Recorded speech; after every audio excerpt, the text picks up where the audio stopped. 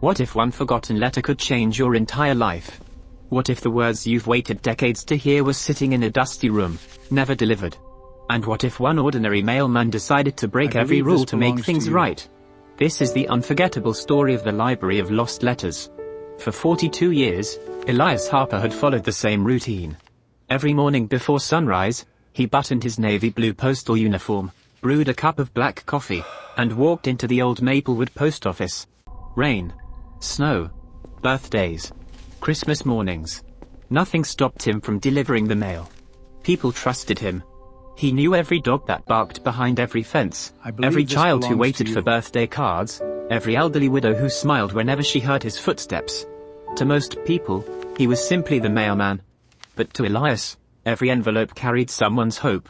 One afternoon, only weeks before retirement, his supervisor handed him an unexpected assignment.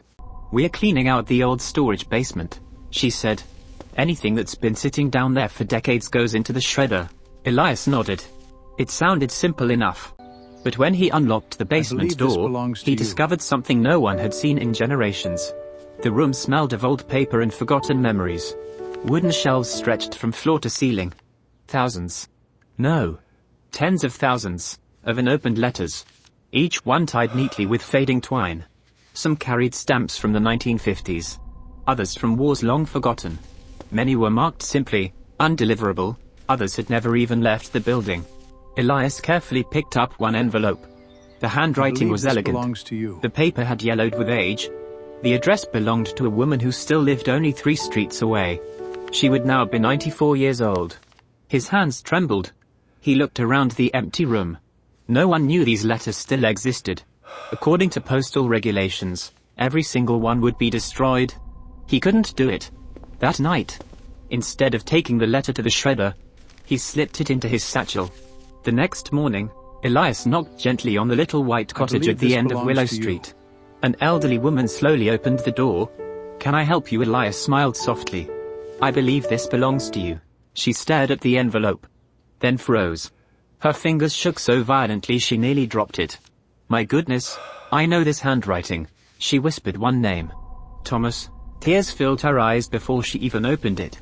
Thomas had been her fiancé. He left to fight in the war nearly 70 years earlier. Weeks later, she received word that he had been killed. She never heard from him again. Until now.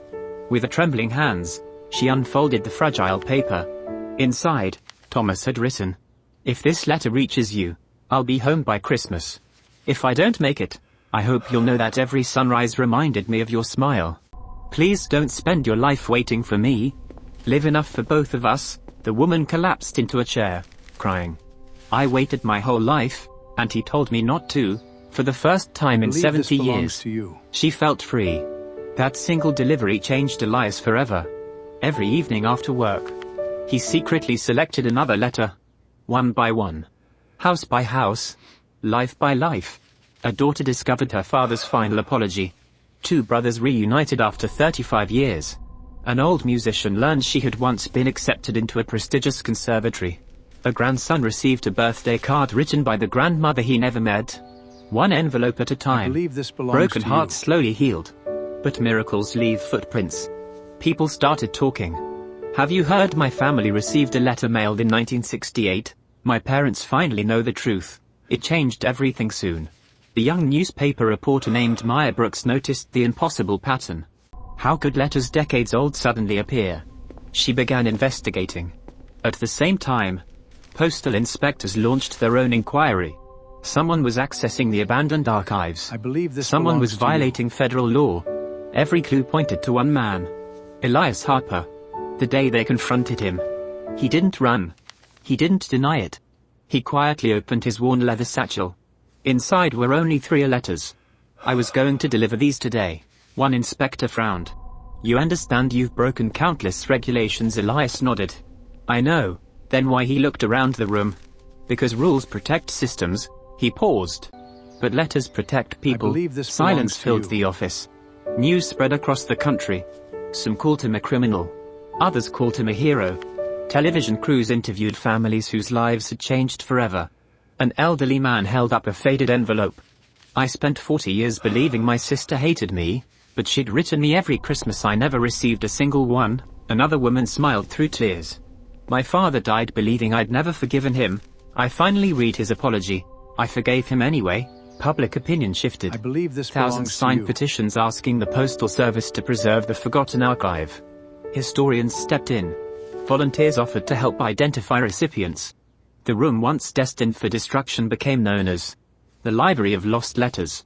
Months later, Elias officially retired. On his final day, the staff surprised him. Waiting on his desk was one last envelope. There was no stamp, no postmark, just his name. Inside was a letter written decades earlier by his late wife.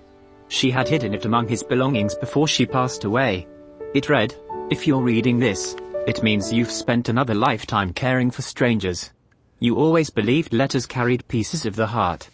I hope one day someone reminds you that yours deserves to be delivered too.